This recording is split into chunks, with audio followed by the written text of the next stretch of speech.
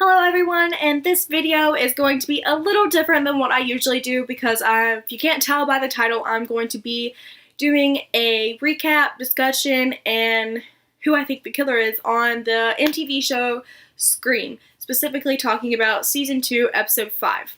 And I love this show. I've watched it since it first came on last year, and it's really good, really thrilling, and suspenseful, and I love it. So basically what I'm going to do is kind of recap the episode with my thoughts mixed in, and then I'm going to talk about who I think is innocent, who I think has the potential to be the killer, and who I think the killer is at this point. So let's get started with my recapping. So Season 2, Episode 5 of Scream starts off where the last episode left off with Jake's body falling from the banner and right in front of Brooke, and Brooke is covered in blood, and my heart hurts for her. But anyway, the school is put on lockdown, and Brooke is still on stage with Jake's body, and Emma's mom, Maggie, is, doing her little corner job and taking pictures of the scene. And while this is happening, the sheriff is obviously questioning the remaining members of the Lakewood Six. And finally, they let Brooke go to take a shower to get rid of all her boyfriend's blood off of her. I feel like she could have done that a little bit earlier, guys. But what's with covering ex-girlfriends in their ex-boyfriend's blood? First it was Will with Emma, and now it's Jake and Brooke. I feel so bad for them. Can you imagine? I can't imagine. Ugh. And Audrey's with Brooke. And Audrey finds out that Brooke thinks that Jake is alive because she thinks that she was texting Jake the day before, which we all know isn't true because poor Jake was already dead at this point. And so Audrey takes Brooke's phone and sends a text to the killer who's posing as Jake and sends an angry text, fussing at him like you're going straight to hell, da da da da. And excuse me, back in the library where everyone is, except for, obviously, Audrey and Brooke, when you get their names, confused, but, Emma hears her phone buzzing, but turns out it's not coming from her phone. So, she starts searching her bag to find the source of the buzzing and finds a phone. And when you flip that phone over, what does it say? Property of the Jake. Well, and that phone has the recent text from Brooke, Audrey, to the killer. So Emma shows Kieran how she shows Kieran the phone, and he obviously is like, how did you get this? And she has no idea how it ended up in her phone and in her bag. And hello, flag number one. Literally, how did someone get close enough to put Jake's phone down deep in your bag? I don't get it. But why is Eli such a creepy stalker, okay? I don't understand why he has to creep around every corner and get in everyone's business. It's annoying, dude. Stop. Then the girl from the movie theater in the first episode, I think her name's Haley, she has to talk to the sheriff, and she's being all, annoying and crappy about it. Never mind that Jake was just murdered, and because it's all about her and how victimized she is. But anyways, Audrey finds out about the whole phone situation and tells Emma not to give it to the cops. I mean, I agree, get rid of it, Emma. If you had nothing to do with it, then why are you holding on to this phone? Get rid of it. And movie girl comes back, and she starts spreading the information that the cops are searching everyone's lockers. And Kieran, flips. He's like, I gotta get to my locker. And he has to go get something out of his locker, but he refuses to say what it is. So, Audrey and Zoe make a diversion so that way Noah and Kieran can get out of the library to go sneak out and get whatever it is that's in Kieran's locker before the cops do. However, Kieran is caught in the act and turns out he had his dad's old gun in his bag. Really? Like, I understand that, you kind of want to protect yourself and your friends and everything, but really, leave it in your car or something while you're at school. Like, that's not a smart move, Kieran.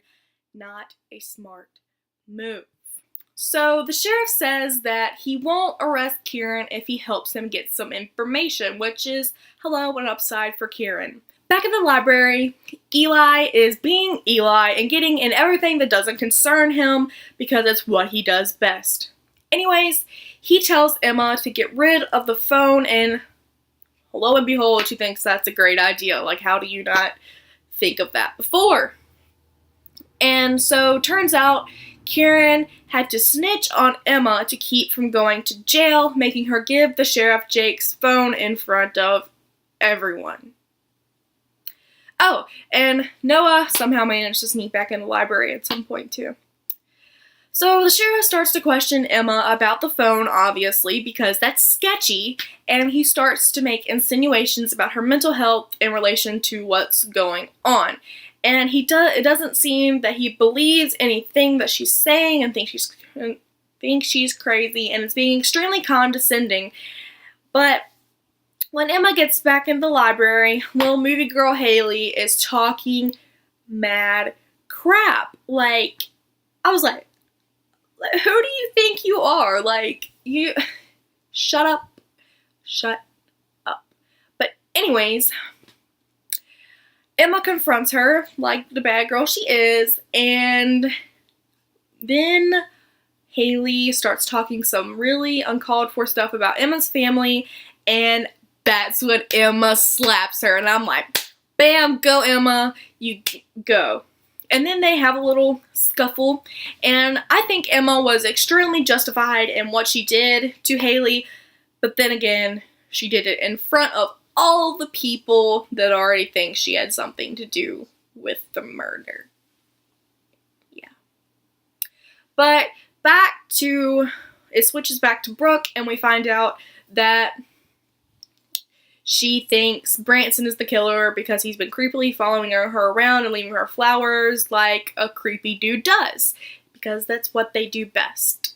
So the psychology teacher takes Emma to the guidance counselor's office after their little scuffle between her and Haley, and talks to her and tells her that she's not crazy.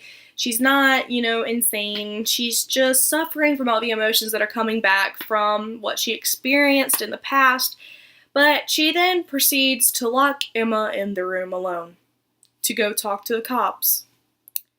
Which is a little weird. I mean, if you ask me, I think that's just odd. But poor Brooke goes to visit Jake's body and begs Emma's mom, Maggie, to tell her, how long Jake's been dead. And we find out, well, we didn't find out because we knew, but Brooke finds out that he died 2 to 3 days earlier, and you could see Brooke questioning a lot because she had been texting him, she had been texting him before this, and if he's been dead, then who has she been texting? And it goes back to Emma in that room alone, and her phone starts ringing. Guess what? It's an unknown number. So, I would, rational people would be like, no, I know who that is, I'm not, nope, and would turn their phone off. But not Emma. She answers, and we find out that the killer is literally right outside the room, which is great. But it's like, okay, even though it's weird that the teacher locked her in there, that's kind of a relief because the killer can't get in, he can't get to Emma.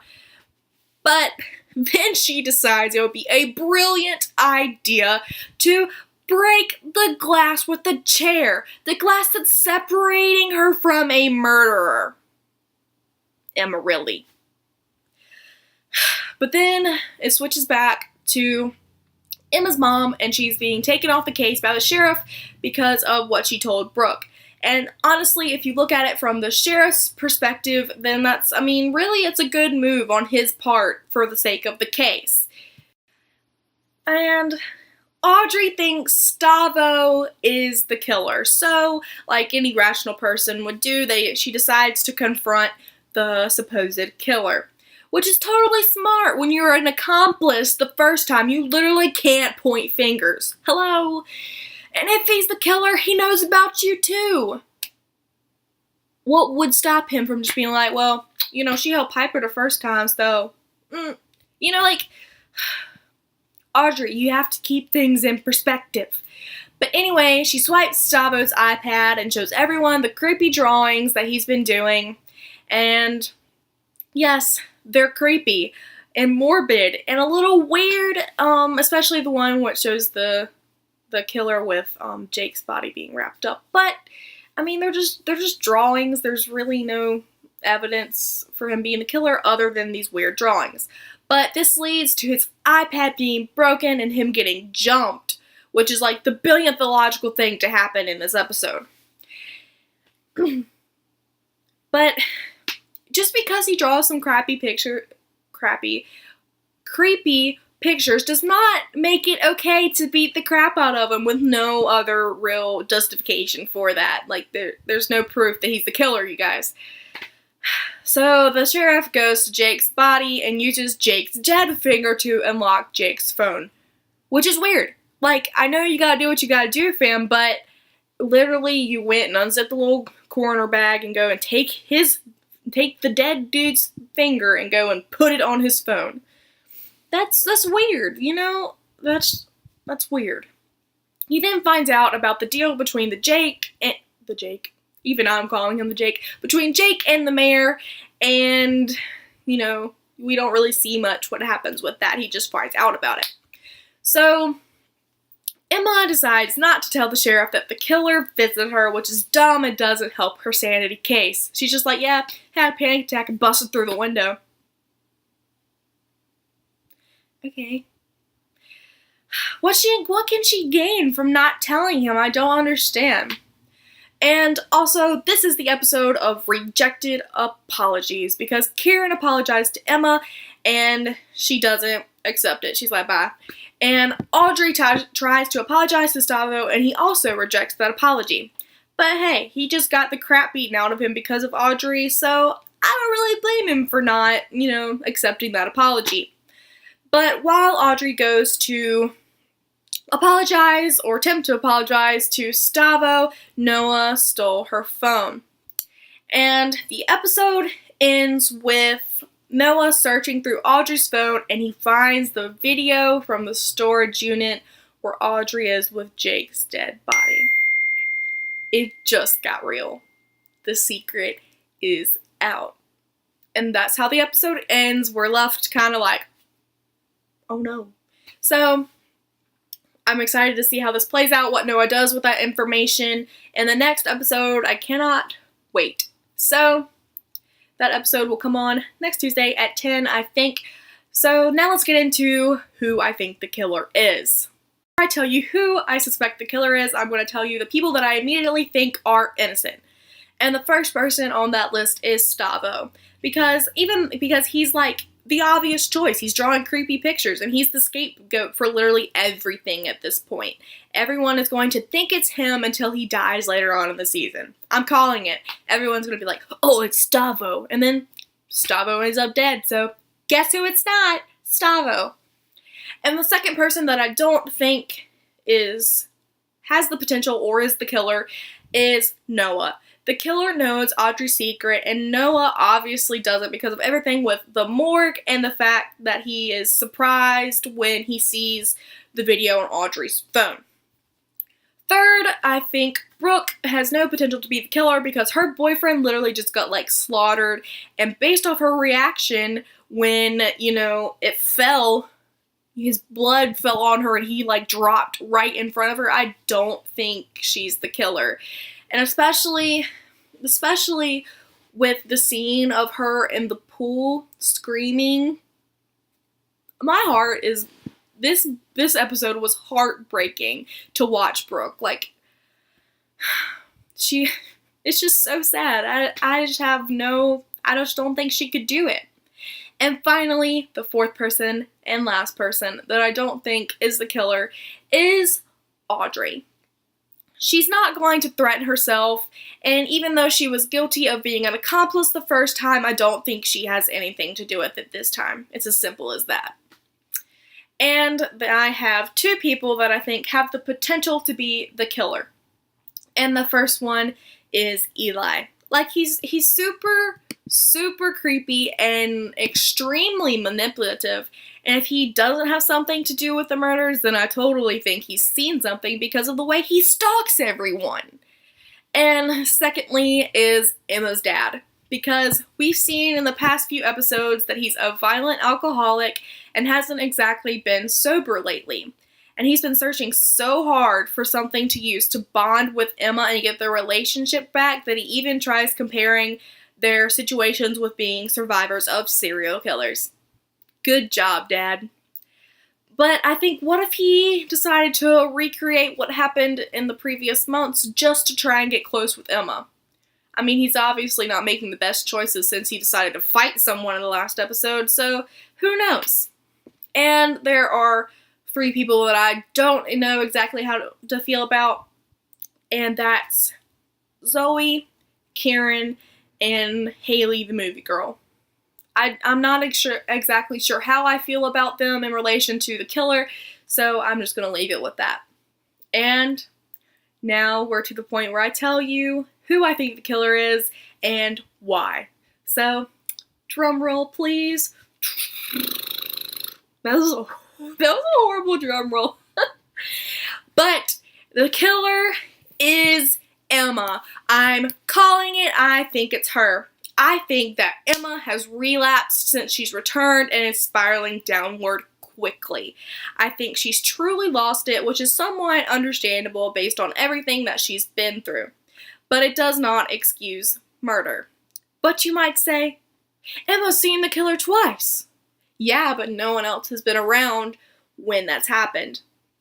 I think that it's possible that Emma is the killer, but has a split personality disorder and doesn't realize that it's even her. Like, she may have even, this is a little bit of a stretch, but she may have even adopted Piper as her alternate personality. Like, whenever she sees the killer, it's all in her head, and so are the phone calls. And I think the Emma that we know from the first season is still there, and we still see her, but there's also the overshadowing other personality that is the killer side that the other side of Emma doesn't even realize that she has. And another point that could, lead to Emma being the killer is that at Emma's welcome home party, Jake made a girl interrupted joke, and later when he's killed, boy interrupted is mentioned. That joke may have been the reason that Jake was the first to go.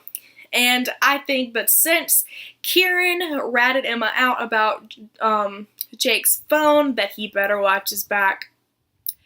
Okay, guys, so that was it for my recap discussion and person I think is the killer for this episode of Scream. So, until the next video, bye, guys.